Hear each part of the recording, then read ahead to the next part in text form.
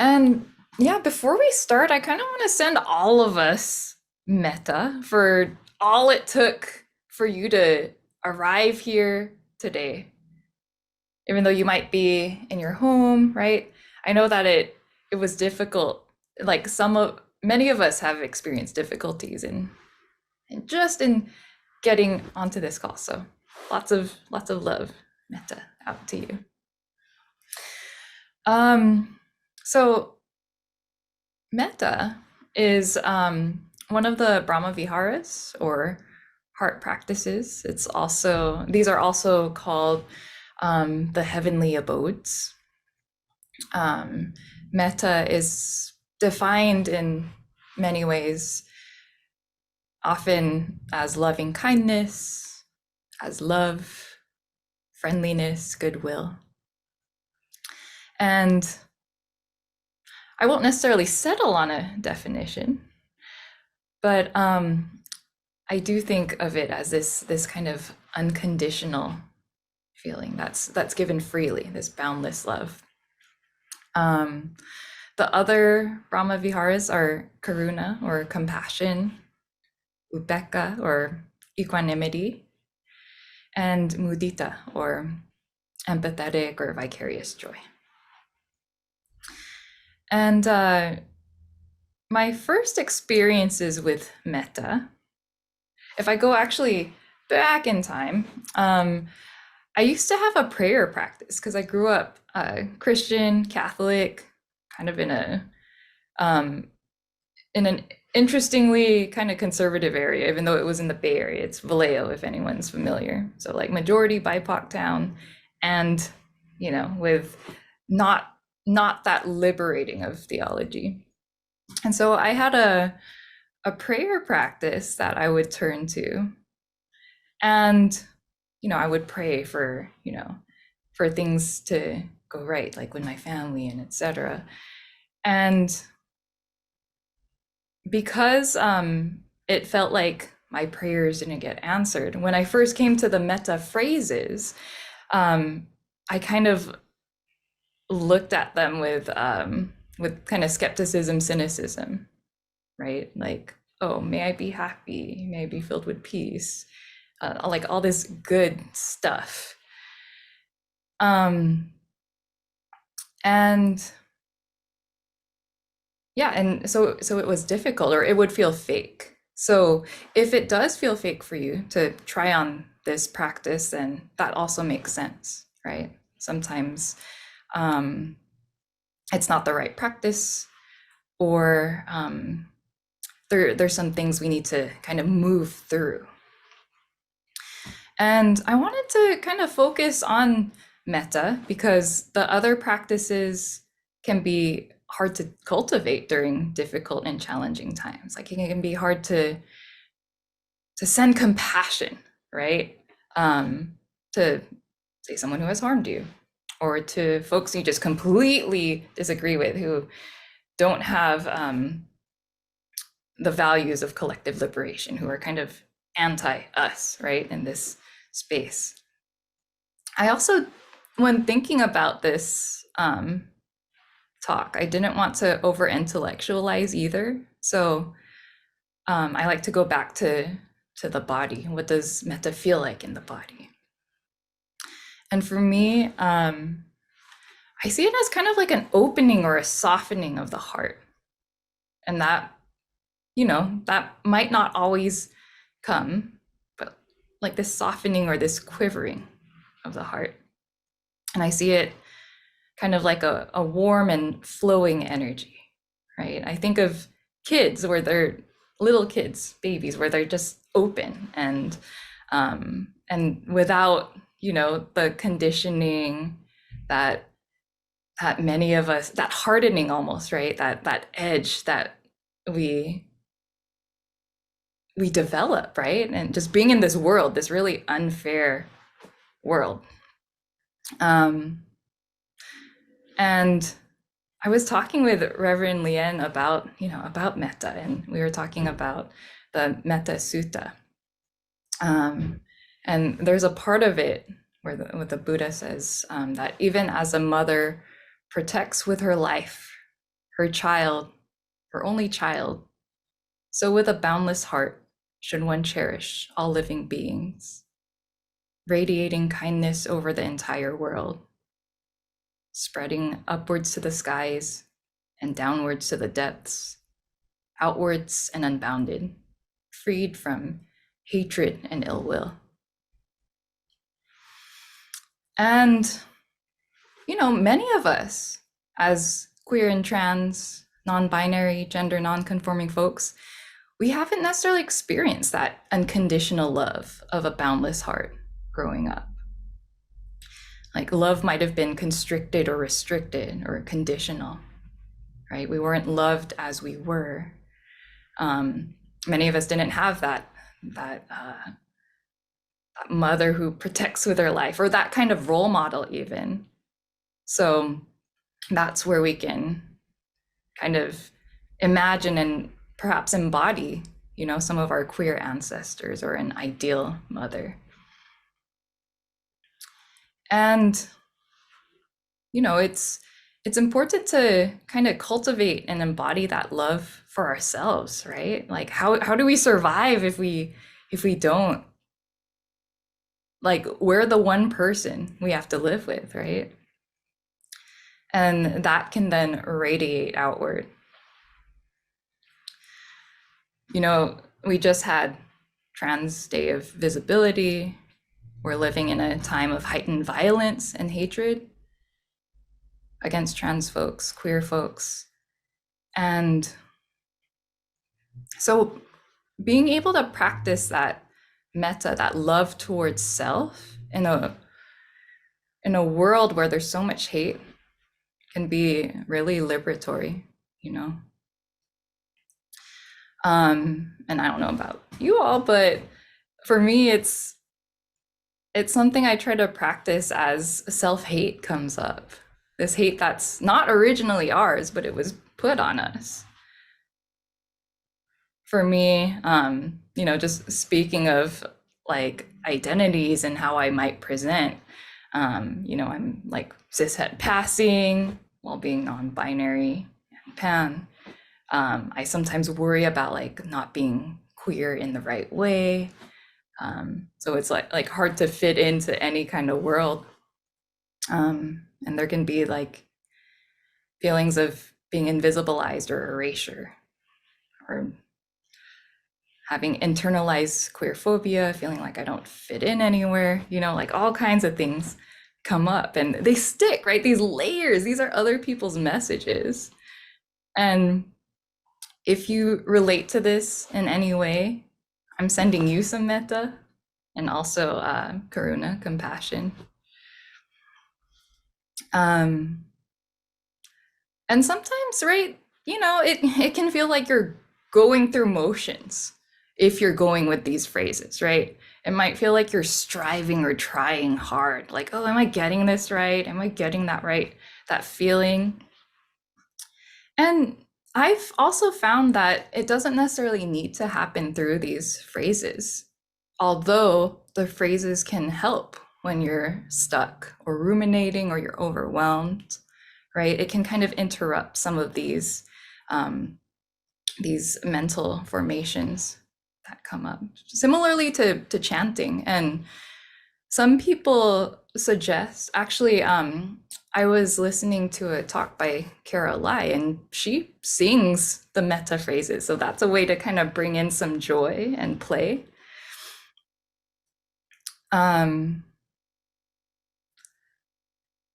Yeah, I feel like while being kind of a simple or basic practice, this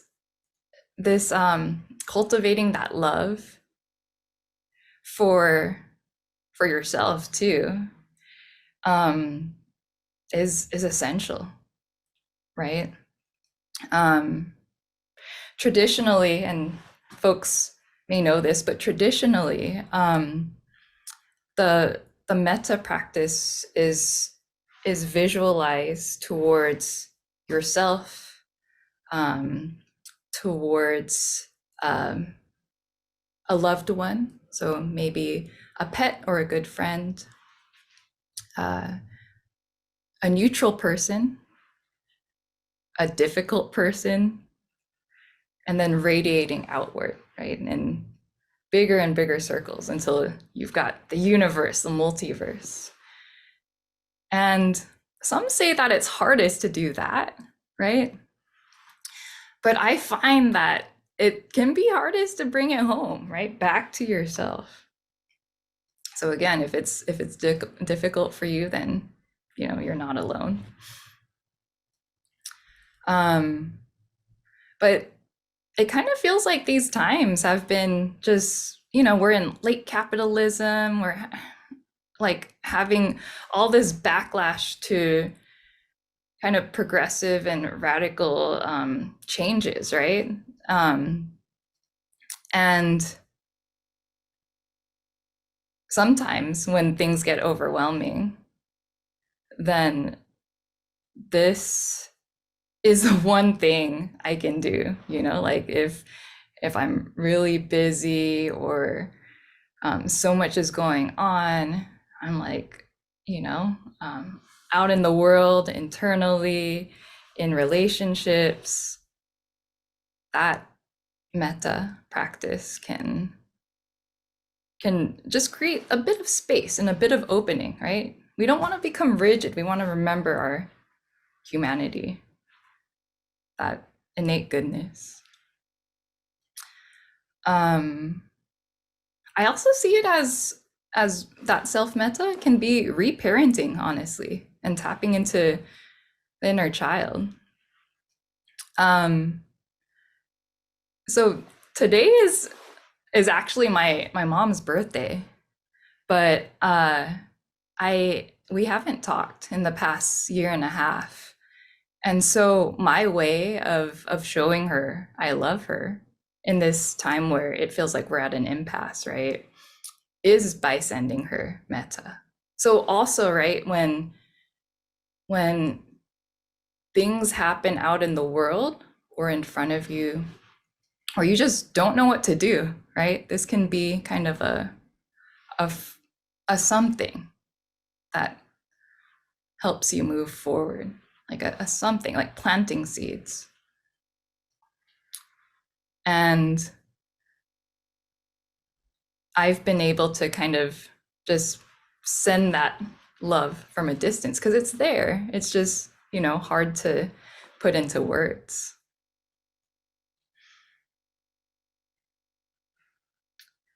And really, okay, so going back to over intellectualizing, right? This is it's a simple thing that we forget, that we are love and that we have this boundless love. Like it's there. Reverend Liēn, did you have anything you'd like to add or around metta? Yeah, sure.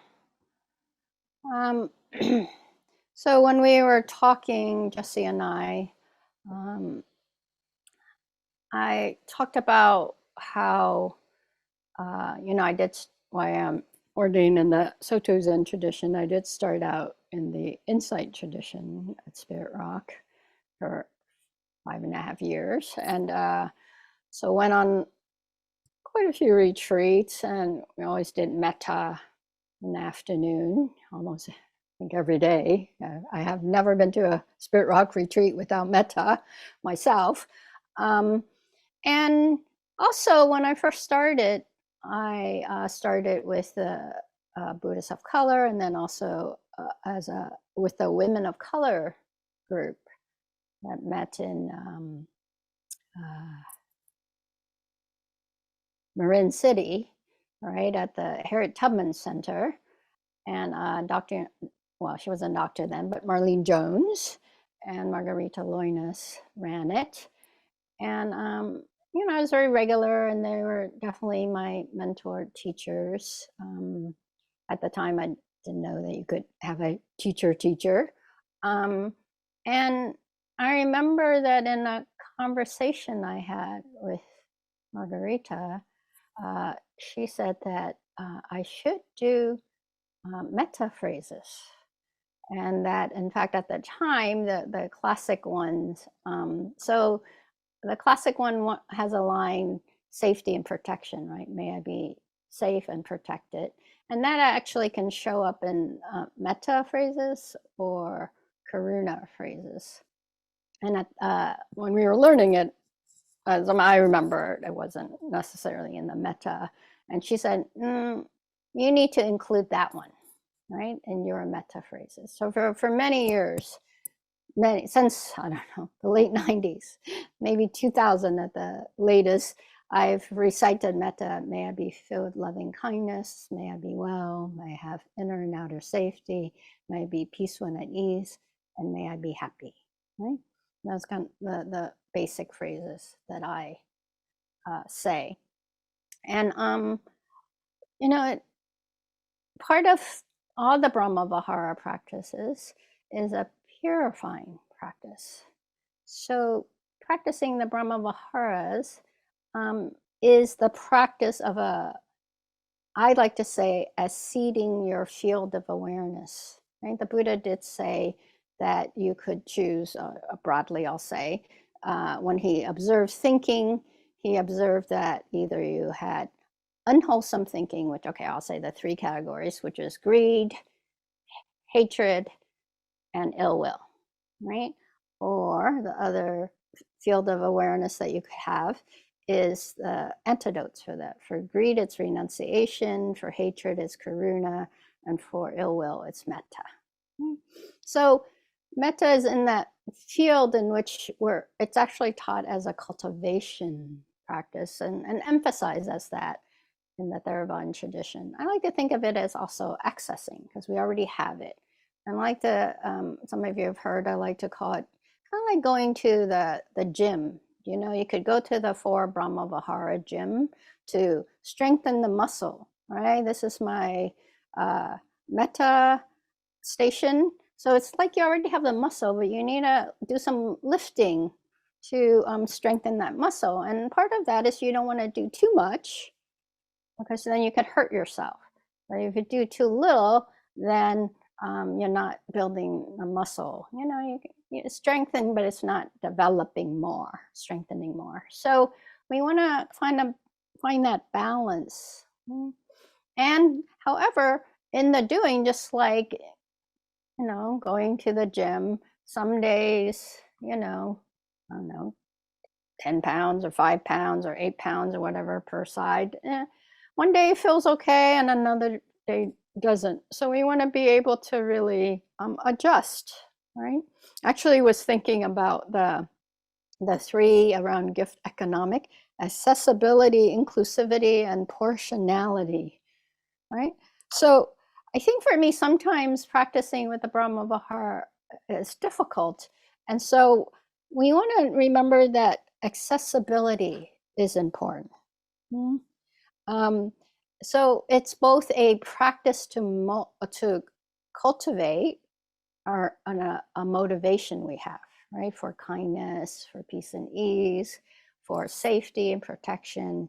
And if it's hard to do, then you can tweak the phrases, right? Just as Jessy mentioned during the meditation or even afterwards, right? It's okay to just tweak it so that it's accessible to you.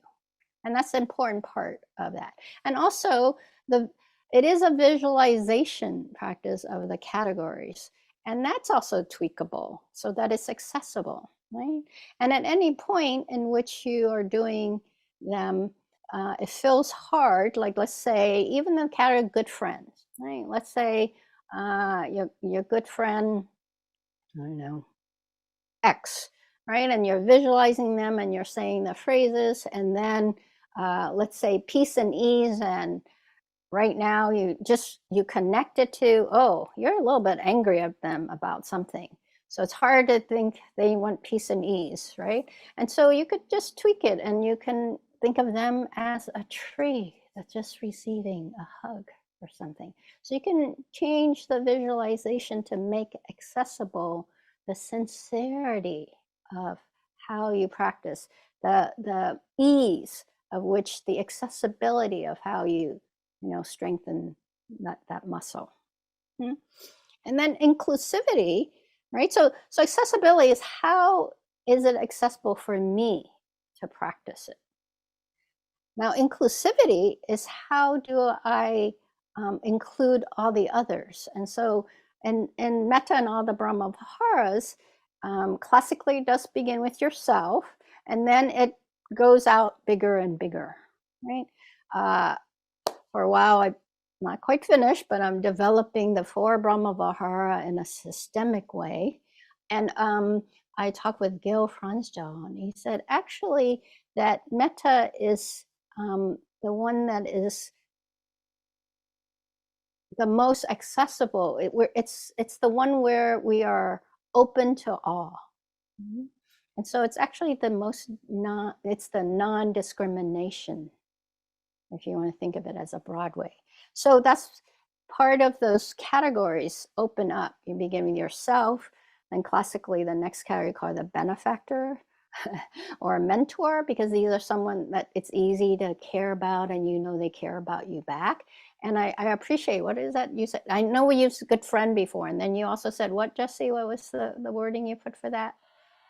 I think I said a dear one or loved one. Dear one or loved one, yeah. So someone dear to you, so it's easy, right? So that goes up next, and then neutral is the third category classically. A stranger where you didn't have any reaction of love or hate to. And then the fourth category classically is the enemy. Hmm? These days we do say a difficult or challenging person or people. Hmm? And so it's also that it's not just, making it more Western or making it more contemporary, but it is a way to make it more accessible, because there's a real charge with enemy. And then the last is all beings. And classically, it is all beings without exception.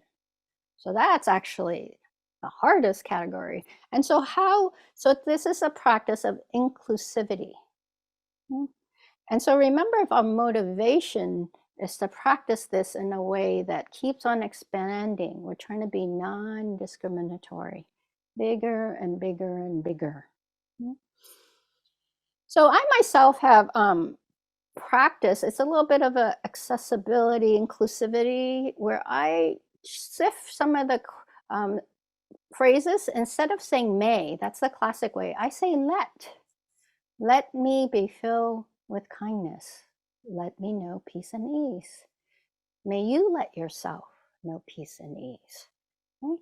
So it helps to both make it more accessible and more inclusive of the purification that comes, the stickiness. Just like as you're cleaning, purity is, there's not like better, but it's more like just, rubbing away at the stuff that's the grit, so to speak, to make it smoother as a practice for you. And then portionality, I would say, in proportion to what you can, right? Yes, there are all these categories and they're the way of saying these phrases, but how is it that on today, what you can do, right? And so these practices can also be just to do one category, right? And don't forget yourself. I keep forgetting myself. All beings, including this one. And in fact, a lot of time, that's what I do when I get to the all being. I say, may all beings, including this one, safety and peace, right? May we all be able to access happiness whenever we need it. So, so in a way, the proportionality is also, again, that increment, right? What is the increment that works today, right? In proportion to what you can lift to strengthen, as opposed to hurt yourself or to push through too much, right? And also hurt yourself. Also, increment is dependent upon conditions. Might seem easy to say, oh yeah, I can do this for my friend. But again, if you just had a difficult conversation with your friend or a disagreement, then that's maybe not the category. Because remember, what you're really strengthening in the Brahma Viharas is your sincerity. Right? It's not a pushing through. It's not a fixing myself or fixing other. It's really important because it is about being able to access it in a way that's indiscriminate. So those are some things to think about. And so I had also talked about how, to me, Metta goes with the Four Noble Truths, or excuse me, the Four Brahma Viharas go with the Four Noble Truths. And Metta goes with the first noble truth, which is in life there is dukkha, usually translated as suffering. I myself prefer dis-ease or discontent or dissatisfaction. And these days I also like overwhelm. I'm not a translator, so that's not a translation, but it works for me, right? Dukkha is when I'm overwhelmed often. I suffer when I'm overwhelmed. That's another way to think about it. And so actually, metta is that practice because it's dangerous, right? To face suffering, to face what's dis-ease, dissatisfactory, discontent in this moment. That's why it is taught that we spend most of our time turning away, denying, forgetting, disassociating from, right? Because it's difficult. It's difficult to say this is painful. And so when we turn towards our suffering or other people's suffering, we're being vulnerable. Metta is dangerous, right? I think the practice of metta, sometimes people think karuna, compassion, takes bravery, I would say. Metta is dangerous because it softens us, right? I know when I was going to Spirit Rock and doing it every afternoon, I was in a month long. Imagine a month of doing metta every afternoon, right? And as they were transitioning us back to, starting to get ready, they started to talk about, you're going to go out in the world and blah, blah, blah. So you have two teachers that you see every other day. And I went to one teacher and I said, I don't think this is good. You guys teach us metta every day. And now I have to go back into the cold, harsh world. And that's just mean. You guys have just been mean, Like, how am I supposed to? Like, I'm all soft and gooey now, and now I have to go into that tough world, and of course that toughness is real, and especially as oppressed people, we know that, right? And so how do it's dangerous, I think, to be able to connect to our humanness, and where does it hurt? Where has harm affected us? What is the impact of that? Because the instruction of the First Noble Truth is to investigate what is the impact of dukkha, not just what dukkha is. The second is what are the causes of dukkha. But the first is really just to go, hey. So metta to me is like going there, it's okay. You can do this. You can be with this. It's okay to be vulnerable. It's okay to soften. So many of us have had to defend because of oppression, hurt, and harm that we've experienced and we see around us. And so metta asks us to actually look at the wounds, clean the wounds, right? And that's hard work. That's vulnerable work. That's ouchy work, right? Cleaning a wound, it hurts. My girlfriend just had some surgery in her ear and it's just red and it's painful.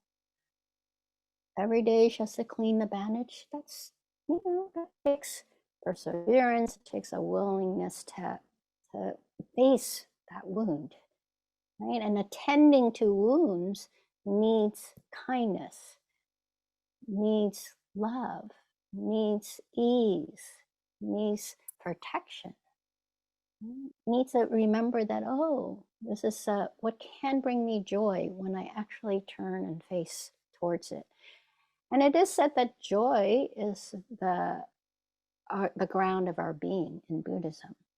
And in fact, mudita then goes with the third noble truth. The end of suffering is possible.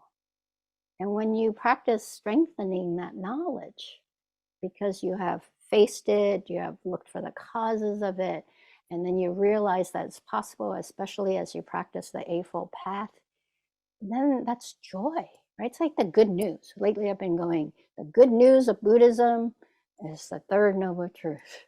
Kind of the New Testament of, of Buddhism, right? Versus the Old Testament and things are bad. These are hindrances, these are whatever. And then comes, oh yeah, that's possible to be with. This is the paradox though. The possibility to end and alleviate is to face it, because the more we know it, the more we investigate and know the causes, the more we see there are many, many possibilities.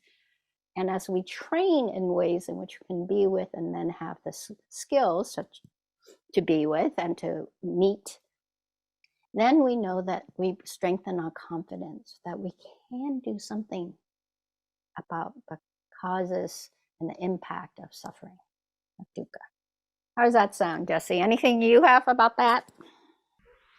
No, I appreciate that. And as well as even the reframe of let me rather than may I, right? Instead of like, just allow for it, open up to it, and not the needing permission, I guess.